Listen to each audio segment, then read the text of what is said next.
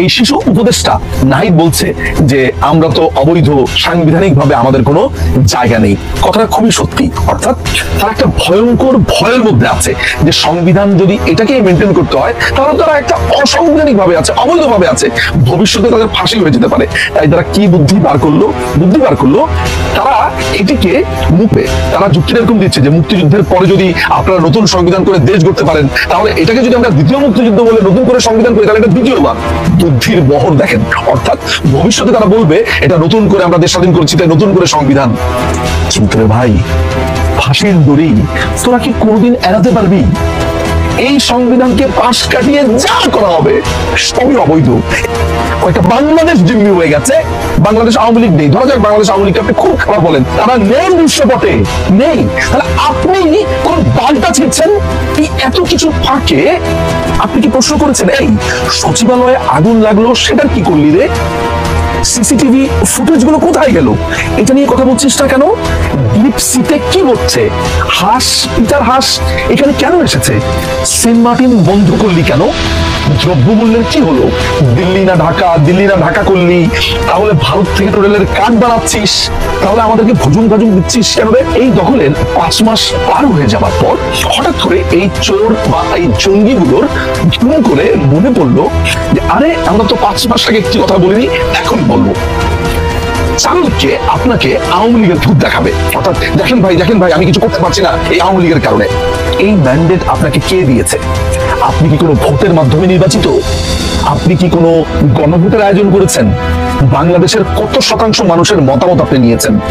জেলা, উপজেলা, ইউনিয়ন, গ্রাম, মহকুমা, কোন পর্যায়ে গিয়ে আপনি পাবলিকের মতামত নিয়েছেন যে আমরা সংবিধান 72-এর সংবিধানকে বাদ করে দিব, আমাদের নতুন সংবিধান আনবো?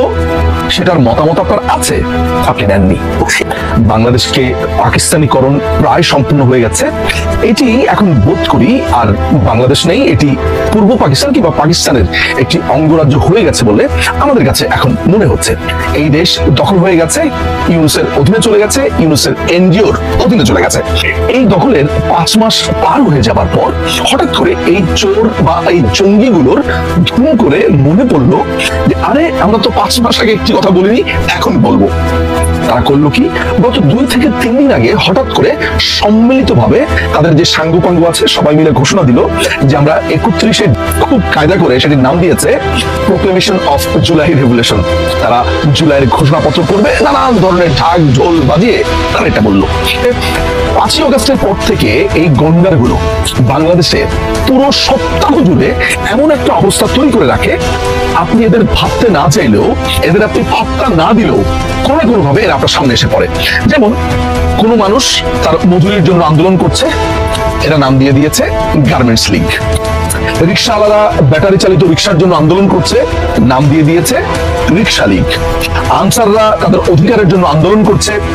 শ্রমিক যেই লোকটাই কোনো একটা আন্দোলন করছে, এমনকি জুলাই ঘটনাতে এই জামাত শিবিরের সঙ্গে তারা বেশি কেন কাতরালো, তারা কেন টাকা চাইলো, এদের নাম দিল যে এরা আসলে আওয়ামী লীগের কর্মী ছিল, এরা এখন জুলাইয়ের পক্ষের লোক বা লাল পতাকার পক্ষের লোক সেজেছে, এমন বলেছে। অর্থাৎ চারুলকে আপনাকে আওয়ামী লীগের ভূত দেখাবে। অর্থাৎ দেখেন ভাই আমি কিছু করতে পারছি না এই আওয়ামী লীগের কারণে।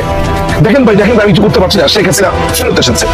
নানান ভাবে আপনাকে আওয়ামী লীগের ভূত দেখাচ্ছে, আওয়ামী লীগের গল্প আপনাকে বলছে, আর তাদের মুখের মধ্যে তো আছেই ফেসিজম, ফেসিস্ট, নানান ধরনের কথাবার্তা। অর্থাৎ কোনো না কোনো ভাবে বাংলাদেশে গত 5.5 মাস ধরে চিন্তা করে দেখুন তো যে তারা আলোচনাতে থাকতে চেয়েছে কি চায়নি। ধরা যাক আপনি তাদেরকে নিয়ে 2 দিন আলোচনা করলেন না, 3 দিনের মাথাতে একজন আরেকজনের গাড়িতে ধাক্কা মেরে বলবে